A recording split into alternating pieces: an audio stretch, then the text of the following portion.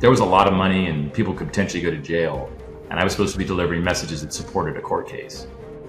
The Genius Act, which gets my vote for naming. You could get $1 billion in the bank and your algorithm could get out of whack or do something, and you could have 1.2 billion issued against 1 billion in the bank. Or, as I think the concern was, not have anything in the bank. And they have a wonderful argument about how you're safer if they can have your money. Welcome to the Crypto Swamp Creatures, the show you never knew you needed and still don't want anyways. I'm Christopher Alexander, your blockchain and advocacy communications expert. And I'm Justin Wallin, your guide through the often murky world of politics and polling. Every week, we dive into the intersection of crypto, policy, and politics without taking sides. We're here to give you the straight, data-driven analysis that influences the decisions of those who want to win or want to be elected. Think of it as a late 80s newscast, but with a twist. We bring you the serious stuff, but with a dash of sardonic wit and just a hint of irreverence. So whether you're a crypto enthusiast, a policy wonk, or just someone who appreciates a data-driven approach, this is your place. We bring you both sides, weigh the impact on crypto, and then we share what we use for show prep every week on our medium. So remember, no one is as smart as someone who agrees with you. And now get ready to enter the no swamp zone.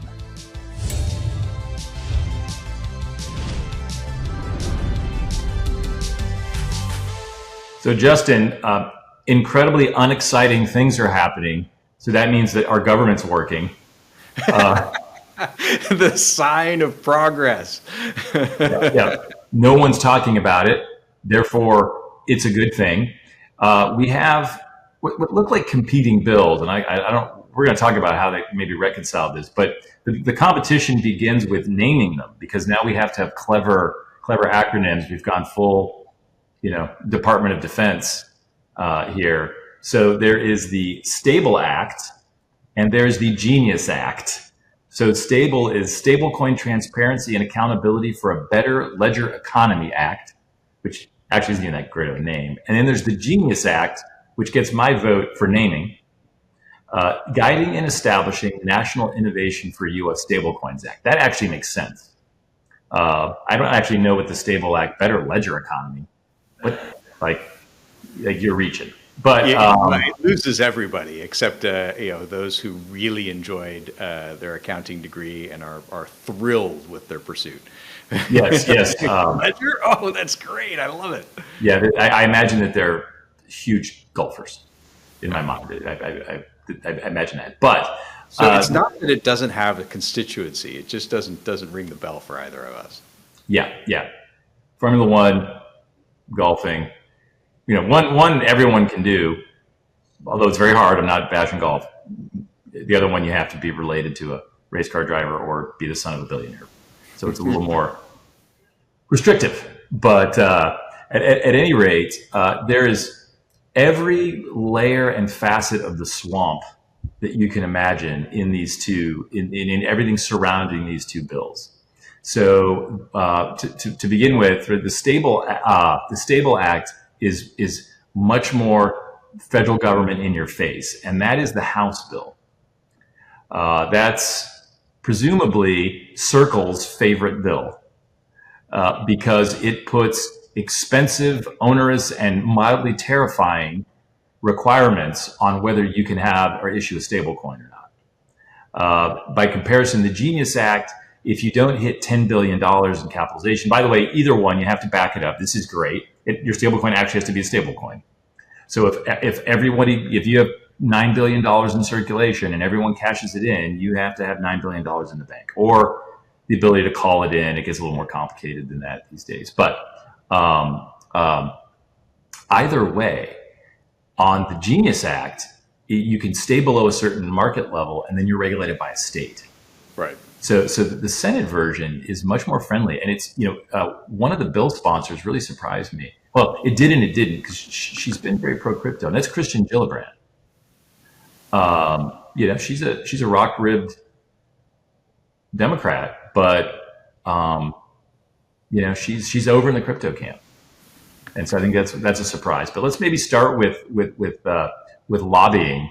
I think you've done some research to support this. On the one hand, the Stable Act is for the bigs, And, of course, the bigs want to do it, and they have a wonderful argument about how you're safer if they can have your money. Whereas in the Genius Act, the smaller companies get a chance, and you don't have to be a bank. I think that may be in both of them as well. But what are your thoughts in how much lobbying do you think is going into this one? Well, I would assume a tremendous amount. I mean, there's a lot at stake. Just the requirement of FDIC insurance. I mean, from a consumer standpoint, that has a lot about it that is extraordinarily attractive, right? When you have online money sloshing about, it is highly vulnerable, as people have found out in the, I guess, unrelated space of online companies that behave like banks, right? You can put your money in there, open a deposit account, but it's not really a deposit account. And when that company goes bankrupt, your money's gone. Unlike, the online whatever Bank of America, Wells Fargo, whatever it might be, right? That is an actual bank regulated by these onerous regulations that are complete pain in the neck. But by virtue of those regulations, they do actually have federal insurance. And if the bank goes belly up, you get to keep your money. This is a good thing for the credibility and trust of crypto in general, I think, but it is counterbalanced by a lack of flexibility, which you noted earlier. It punishes smaller players. I mean, you get kind of down in the weeds. Over time, this will evolve, right? The market finds a way. For example, in banking, of course, you want to get into banking. You don't necessarily have to open a new bank. You can go buy regional, Wichita local farmers bank that's got a 1 million market cap, and that's the way you enter, right? It's kind of like a reverse merger on the market. So there will be a way that smaller players can enter, but it still is not that easy as just hang out your shingle and get rolling, right? So it's interesting tension there. And yeah, Puerto Rico, great place to buy banks. Crazy billionaire that I worked for was looking to do that. Very difficult to buy a bank in Puerto Rico and then transition, because what that was used a lot up until about 4 or 5 years ago, would transition that Puerto Rican bank into the United States. That was the point of entry. That point of entry has largely kind of gone away, right? It's just really not an option anymore. Yeah, it's like they're literally like giant bank vaults. Yeah. And Puerto Rico's like, bring it on, we love you. But I think there's an interesting point you made there in terms of clarity, stability, confidence in stablecoins. And there is one notable point that both bills are in full alignment with, and it may not be something that's as well known to the audience. One outright bans algorithmic stablecoins, and the other one takes a highly restrictive approach. So the difference between, say, USDC, which I use all the time, and you could use USDT, which is Tether, and an algorithmic stablecoin is USDC. Circle has billions of dollars in bank and has market capitalization. So if you go all Charles de Gaulle and say, I want the gold behind my dollar, like our wonderful occasional French allies did. There's a mechanism for it. Go to the bank, it's there. Algorithmic stablecoins produce more stablecoins.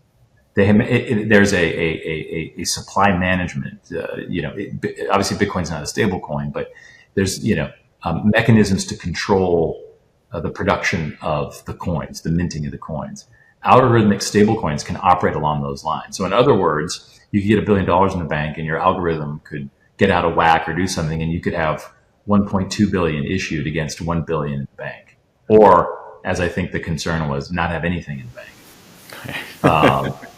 And so, it's a win. And a lot of people, Bitcoin cult members, other related crypto cult members, libertarian, super crypto people who think that crosswalks are a massive government interference when they're painted on the streets. That crowd doesn't get excited about stablecoins. And investors mostly don't get excited about stablecoins. However, they're called stablecoins for a reason. They're the bedrock. They're how you get paid, typically if you work in crypto. Certainly if you're smart, that's how you do it. And it starts creating a real institutional foundation for cryptocurrency that to date has not existed. And that no pun intended when I say this, will ripple through the entire ecosystem.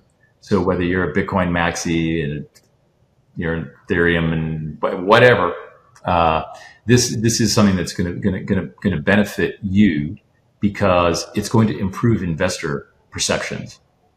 And that sailed over on the Mayflower. There's a street in New York named after my ancestor who was Dutch. Stuff, like, unfortunately, in some ways, like, matters. And this helps put kind of that seal of approval on stuff. Yeah, I completely agree. Regardless of your particular flavor in this space, this may not be your bag. Doesn't need to be. It will help whatever your flavor and propensity is. This is a very, very good thing for the industry. And as we established in our other segment, we have now perfectly correlated the number one thing you can do to improve the price of cryptocurrency is watch the show. When we're filming, the price goes up. So that's exactly right. And we say so. Yeah. And that may be, again, alluding back to previous episodes, why that lizard was sent to kill me in Florida. They knew. Klaus Schwab, I'm sorry, it's coming to me now. I'm starting to see it, right? Because he just resigned in disgrace. I don't know if you saw that. No. Yeah, he was doing a little double billing. All along, apparently. Like, it wasn't like the evil that he's accused of, but it was really scummy.